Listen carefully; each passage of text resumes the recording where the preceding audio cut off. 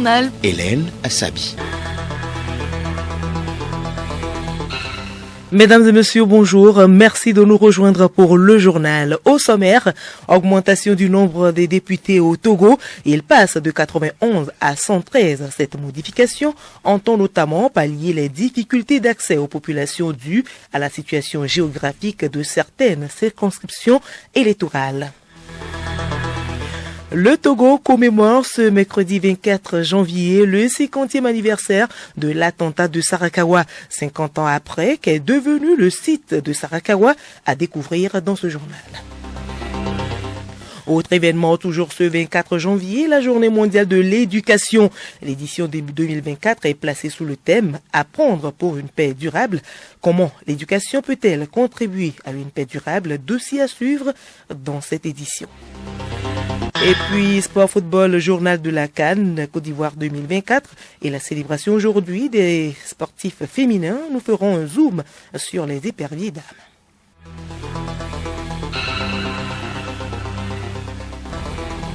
Radiolomé.tg. Deux lois votées hier à l'Assemblée nationale. La première porte modification du code électoral et la seconde est relative à la modification du nombre de députés à l'hémicycle, les conditions d'éligibilité, le régime des incompatibilités et les conditions dans lesquelles il est pourvu au siège vacant. Charlotte Harrer. Dans le souci d'adapter le code électoral en vigueur au processus d'élections multiples, régionales et législatives prévues pour ce premier trimestre 2024, le gouvernement a jugé nécessaire de procéder à cette modification. L'objectif est de renforcer ce code pour le conformer aux exigences induites. Il comprend deux articles. Le premier modifie les articles 80, 103, 221, 225 et 245 du code électoral et l'article 2 est relatif à la formule exécutoire. La seconde loi modifie le nombre de députés à 113 contre 91 auparavant. Cette modification répond aux besoins exprimés par les acteurs politiques concernant le nouveau découpage électoral avec pour conséquence l'augmentation des députés. Cette loi prend en compte ces différentes préoccupations relatives au nombre de députés et au délai de dépôt de candidature ainsi qu'au versement du cautionnement. Il comporte également deux articles. Le premier modifie les articles 2, 24 et 28 de la loi fixant le nombre des députés et le second rend exécutoire la loi organique. Cette rencontre, il faut le préciser, a connu la présence de trois émissaires du gouvernement.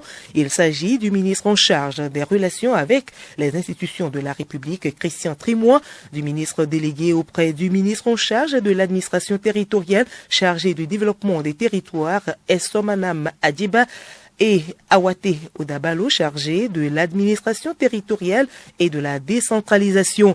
Ce dernier a salué le vote et souhaité bonne chance aux candidats à ces élections.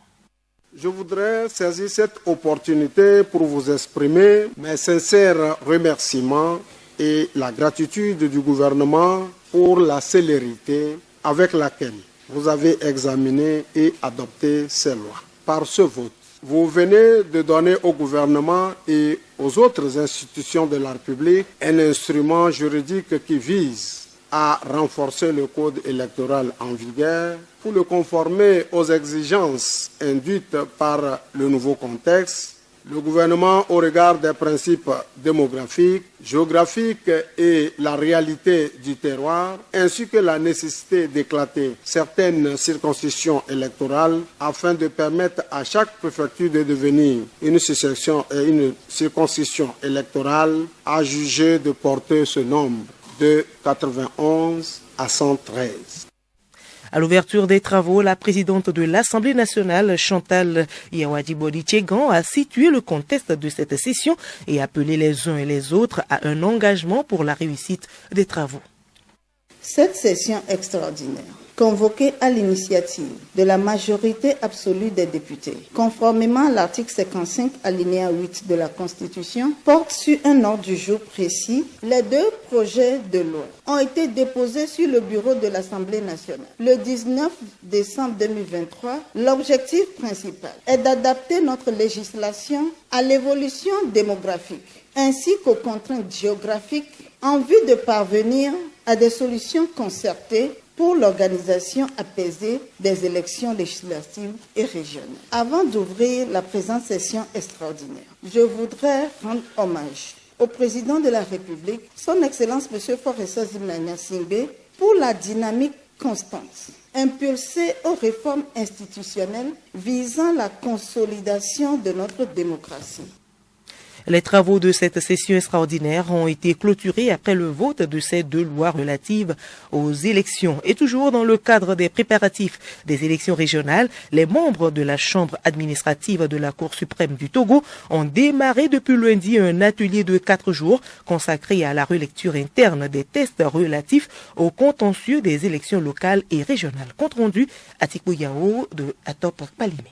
Cet atelier s'inscrit dans le cadre des élections régionales et législatives qui auront lieu dans le premier trimestre de cette année. Cette rencontre vise à harmoniser au niveau des magistrats de la Cour suprême la compréhension et l'interprétation des tests relatifs aux dites élections. Au cours des travaux, les participants vont approfondir leurs connaissances sur les litiges qui peuvent survenir lors des élections régionales, harmoniser leurs points de vue sur l'interprétation du code électoral en ce qui concerne les différents aspects du contentieux pouvant naître à l'occasion des prochaines élections régionales, apprêter l'arsenal juridique approprié et concevoir un guide de gestion du contentieux des élections régionales. La présidente de la Chambre administrative de la Cour suprême, Mme Akpene Jidono Amaral, a estimé que toute élection susceptible de connaître des difficultés organisationnelles va conduire les protagonistes à l'arbitrage du juge.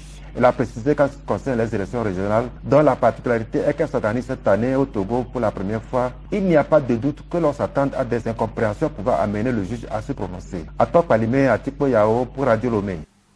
On en vient maintenant à ce second titre du journal. 24 janvier 1974, 24 janvier 2024, il y a 50 ans qu'est survenu l'attentat de Sarakawa. L'avion DC-3 à bord duquel se trouvait le feu président Eyadéman et plusieurs personnalités politiques et militaires togolaises s'écrase en pleine brousse un après-midi du 24 janvier 1974.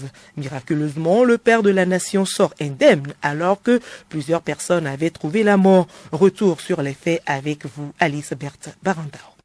Grâce à Dieu, je suis heureux de vous annoncer que je suis encore en vie, mais légèrement blessé. Malheureusement, nous déplorons 4 morts. C'est la phrase rassurante de feu président Eyadéman au peuple togolais après l'accident d'avion. Le crash de l'avion DC-3 est survenu lors d'une période de refroidissement dans les relations avec la France et le Togo pour des raisons commerciales. En effet, le Togo ayant décidé de créer quelques jours auparavant un office togolais des phosphates, concurrençant ainsi directement la compagnie togolaise des mines du Bénin ou CTMB à capitaux majoritairement français. L'accident est vu par le président Eyadéman comme un sabotage organisé par les Français et la CTMB pour l'assassiner. Si pour l'opinion internationale, l'accident est dû à une panne technique, pour le général Eyadéman, c'est bien un sabotage. Il prit alors en conséquence des mesures de rétorsion, à commencer par la nationalisation de la CTMB. Le 24 janvier devint donc une date symbolique rebaptisée Jour de la libération économique et le lieu de l'accident Sarakawa, un mémorial où sont organisées annuellement des manifestations officielles en hommage au président miraculé de Sarakawa et aux vaillants togolais disparus ce jour-là, notamment Aniko Palako, Nimenya et Nyandi. Et 50 ans après cet accident odieux, que devient le site Sarakawa? Geneviève Cognon nous en parle dans ce dossier. Situé à 22 km au nord-ouest de la ville de Kara, Sarakawa est une petite localité où est survenu cet accident. Le lieu a été réhabilité avec le mausolée. On peut y voir des débris et les épaves de l'avion qui s'est écrasé, faisant de ce lieu une marque indélébile dans l'histoire du Togo. Sarakawa est un site sur lequel est érigé un mémorial accueillant des manifestations en hommage des victimes de l'accident.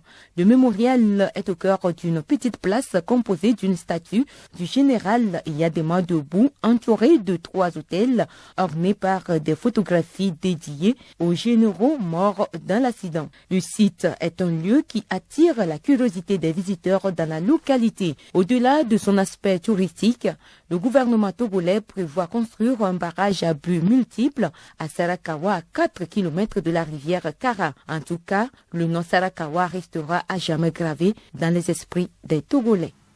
Suivons à présent le programme de cette commémoration avec Angèle Humtonji. À Sarakawa, 24 janvier 2024, 15h37, dépôt de gerbes au mausolée de Sarakawa par son Excellence Monsieur le Président de la République. Sont invités à cette cérémonie les personnalités suivantes. Madame le Premier ministre, Madame la Présidente de l'Assemblée nationale, les membres du gouvernement, les députés à l'Assemblée nationale de la région de la Kara, le général chef d'état-major général des forces armées togolaises, les chefs d'état-major des armées, les officiers supérieurs des FAT, les préfets de la région de la Kara, les secrétaires généraux des préfectures de la région de la Kara, les maires, les adjoints aux maires et les secrétaires généraux des communes de la région de la Kara, les membres des bureaux des conseils préfectoraux des chefs traditionnels de la région de la Kara, les chefs cantons de la Kosa. La mise en place doit être terminée à 15h00 à Lomé, 24 janvier 2024, 15h37. Dépôt de gerbes à la place des martyrs par son Excellence Monsieur le Président de la République ou son représentant. Sont invités à cette cérémonie les personnalités suivantes: les présidents des institutions de la République, les membres du gouvernement, les députés à l'Assemblée nationale, les directeurs de cabinet, les secrétaires généraux, les attachés de cabinet, les conseillers techniques et les directeurs centraux des ministères, les préfets du Grand Lomé et leurs secrétaires généraux, les maires, les adjoints aux maires et les secrétaires généraux des communes du Grand Lomé, les officiers supérieurs des FAT, les chefs traditionnels du Grand Lomé. La mise en place doit être terminée à 15h00 dans les chefs-lieux de région. 24 janvier 2024, 15h37. Dépôt de gerbes dans les conditions habituelles. Radio Lomé. Et ce 24 janvier est aussi retenu sur le plan international pour célébrer l'éducation. Une journée décrétée par l'UNESCO pour mettre en lumière le rôle de l'éducation pour la paix et le développement. L'édition 2024 est placée sous le thème « Apprendre pour une paix durable ». Comment l'éducation peut-elle contribuer à une paix durable? Élément de réponse dans ce dossier signé Hervé Ségol. Pour contribuer à une paix durable dans la société, l'éducation sous ses diverses formes doit amener les citoyens à éviter la violence. C'est l'avis du professeur Togwata Apedo-Aman, enseignant-chercheur à l'université de Lomé. La paix durable, c'est la paix que l'on cultive pour empêcher le retour de la guerre, de la violence, etc. Pour l'instant, dans nos sociétés, ça semble être une utopie, mais c'est les utopies qui deviennent des réalités à force de courir après. Pour conduire à une paix durable, l'éducation doit faire détester à l'éduquer le recours systématique à la violence, même à la maison, des parents envers les enfants, des enfants entre eux. Et la rue aussi a son rôle à jouer, et l'école, parce que vous éduquez votre enfant à la maison, mais il a des amis dans la rue, il fréquente les gens du quartier, les gens de son âge, les adultes comme les enfants. Il va à l'école également. La lutte contre l'impunité peut également contribuer à une paix durable. Le professeur Apedo explique. Lorsque une société vit sous le règne de l'impunité, eh bien, il n'y a plus de justice. Or, il faut, pour qu'il y ait la paix, il faut la justice. Si des gens font du mal à autrui et ne sont jamais sanctionnés, les gens n'auront que la vengeance au cœur. En somme, l'éducation à une paix durable engage tout le monde. Et vous l'avez dit Hervé, tout le monde est concerné et pour ce faire, chacun doit apprendre à lire et à écrire. Pour lutter contre l'analphabétisme, les cours du soir sont dispensés au Togo. Justement, vous y avez participé lundi soir à l'école primaire publique Tokwek-Bonvier. Dites-nous Hervé, comment ça s'est déroulé? Ici, à l'EPP Tokwek-Bonvier, les cours d'alphabétisation se déroulent 3 fois dans la semaine. À cette séance de lundi, 16 apprenants ont répondu présents. Une apprenante, assise derrière dans la première rangée, révise ses cours en attendant l'arrivée de la maîtresse. L'école, la culotte. Lucien, un mécanicien installé dans l'autre rangée, fait de même. Mamie tape ami. L'institutrice démarre justement le cours avec la lecture d'une phrase. On va lire ensemble. D'abord, je lis et après, vous répétez. C'est bon? Julie va à l'école. Julie va à l'école. À la question « Combien de mots forment la phrase « Julie va à l'école ?» les réponses sont différentes. C'est 4 mots. 5 mots. 5 mots. Oui. Puis Lucien, combien de mots? C'est 4. Le premier mot c'est Julie. Deuxième mot? C'est va. Troisième c'est A. Quatrième mot? C'est l'école. La bonne réponse c'est 4 mots. Une fois les mots dénombrés dans la phrase, place à leur syllabation. Il y a combien de syllabes dans Julie? Oui, 2 syllabes. 2 syllabes. Première syllabe, c'est quoi? Ju. Et deuxième syllabe? Li.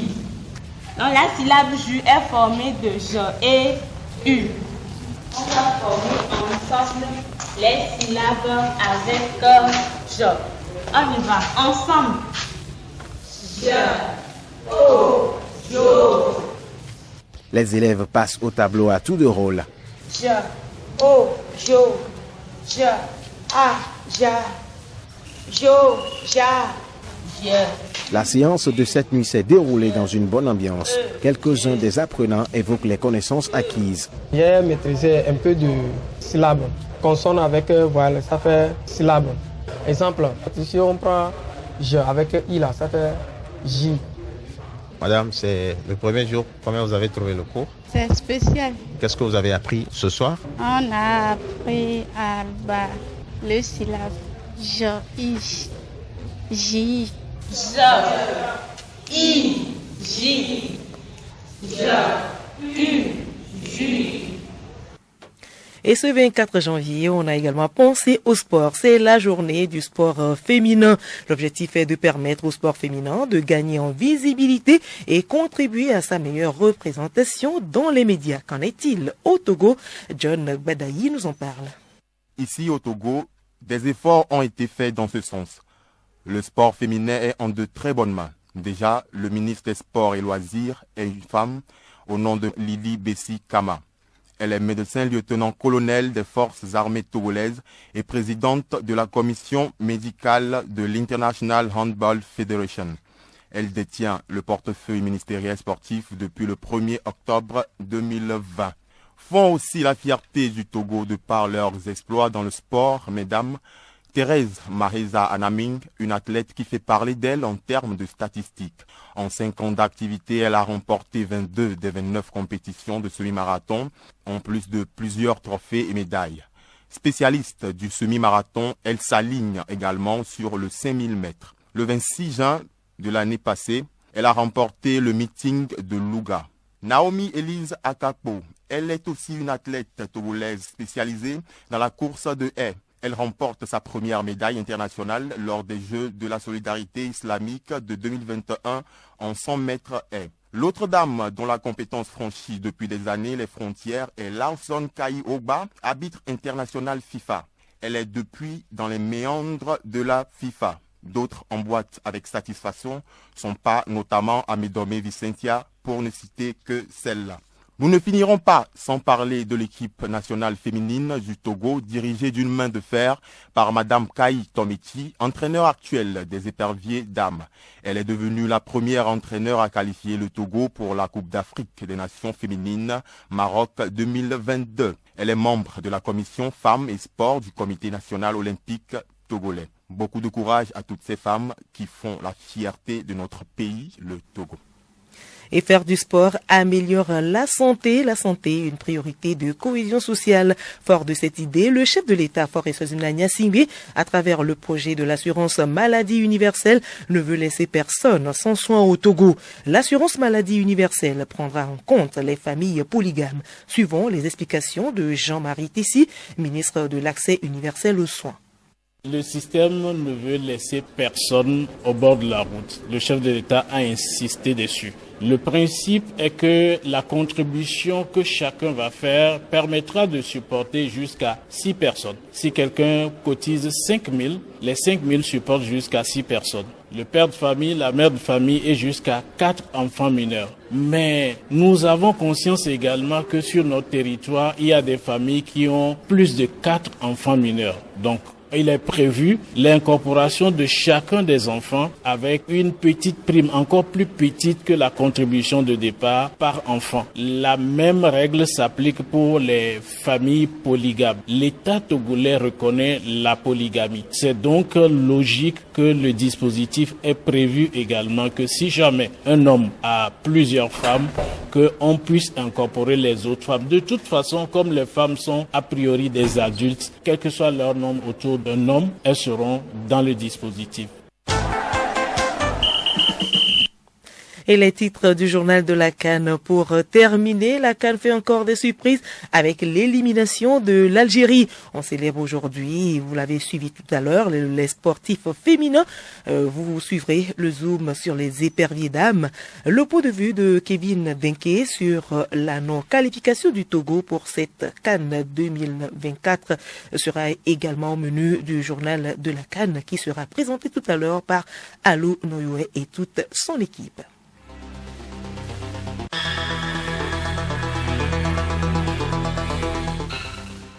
Voilà, ce journal se referme. Une édition un peu longue, actualité oblige. Avant de nous quitter, retenez pour l'essentiel que le nombre des députés à l'Assemblée nationale au Togo augmente. Il passe de 91 à 113. Cette modification entend notamment pallier les difficultés d'accès aux populations dues à la situation géographique de certaines circonscriptions électorales.